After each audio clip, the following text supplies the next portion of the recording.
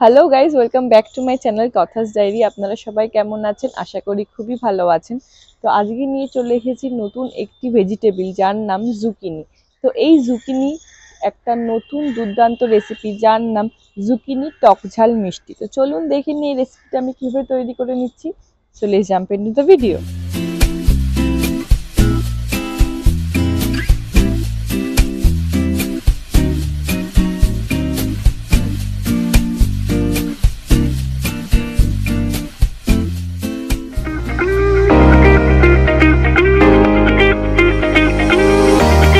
বাইরের দেশে এই জুকিনি খুবই পপুলার একটি সবজি, কিন্তু আমাদের দেশে এটি খুবই রেয়ার এবং খুবই কস্টলি। এই জুকিনির সাথে আমি একটু ইন্ডিয়ান টাচ লাগিয়ে একটি নতুন রেসিপি তৈরি করব।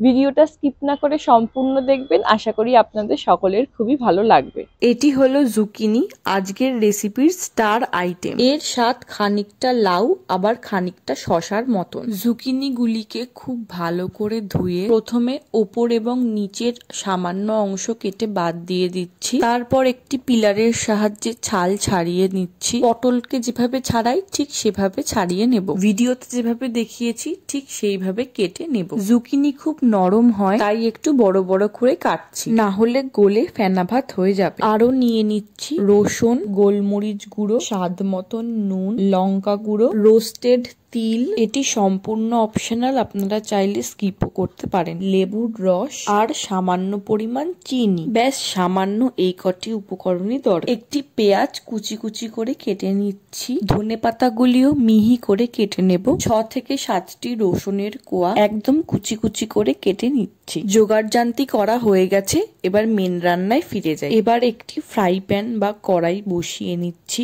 যেহেতু আমি একটি এক্সোটিক ভেজিটেবল ব্যবহার করছি, তাই ভাবলাম সম্পূর্ণ রেসিপিটি অলিভ অয়েলে তৈরি করি। অলিভ অয়েল না থাকলে চিন্তার কোনো কারণ নেই, আপনারা নর্মাল ভেজিটেবল অয়েলও ব্যবহার করতে পারেন। সবার প্রথমে রসুন কুচিগুলি অ্যাড করছি। রসুন হালকা গোল্ডেন ব্রাউন হয়ে এলে কুচি করে কেটে নেওয়া পেঁয়াজ দিয়ে দিচ্ছি। এবার পেঁয়াজগুলিও হালকা নাড়িয়ে চাড়িয়ে ভেজে নেব। পেঁয়াজ হালকা নরম হয়ে এলে দিয়ে দিচ্ছি 1 চা চামচ নুন। তারপর কেটে নেওয়া জুকিনিগুলি অ্যাড করছি। আবারও হালকা নেড়ে চেড়ে পেঁয়াজের সঙ্গে খুব ভালোভাবে মিক্সড করে নেব। এই পুরো রেসিপিটি মিডিয়াম টু লো ফ্লেমে তৈরি করব। এবার একে একে গুঁড়ো মশলাগুলি অ্যাড করব। দিয়ে দিচ্ছি 1 চা চামচ লঙ্কা গুঁড়ো, তারপর দিচ্ছি 1 চা চামচ গোলমরিচ গুঁড়ো। আবারও মিক্সড করে নেব। জুকিনি অনেকটা লাউয়ের মতন, দেখতেই পাচ্ছেন অল্প অল্প জুকিনি থেকে জল বেরিয়েছে। গ্যাসের ফ্লেম বাড়িয়ে জল টানিয়ে নেব। জুকিনি হালকা সেদ্ধ হওয়া অবধি কুক করব,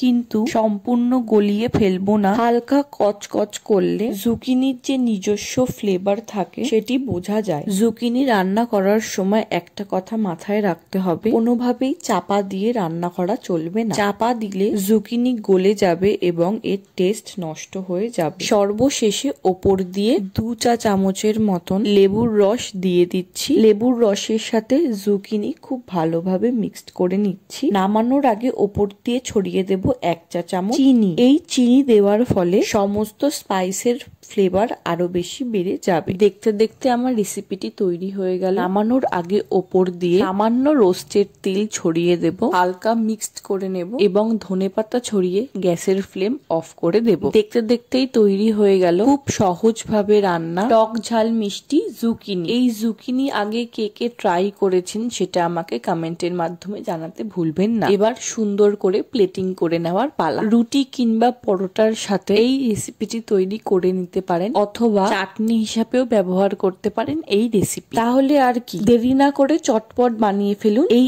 এক্সোটিক টক ঝাল মিষ্টি জুকিনির রেসিপি। তো দেখতেই পারলেন আজকে আমার স্পেশাল রেসিপি জুকিনির টক ঝাল মিষ্টি। বাজার থেকে যদি ভুলবশত এই সবজিটি কিনেও নিয়ে আসেন, ভয় পাওয়ার কোনো কারণ নেই। আমার এই রেসিপিটি দেখে চোখ বন্ধ করে বাড়িতে একবার হলেও ট্রাই করতেই পারেন এই রেসিপিটি ভালো লাগলে বন্ধুদের সাথে শেয়ার করে দেবেন, চ্যানেলটি সাবস্ক্রাইব করে দেবেন। Thanks for watching, by.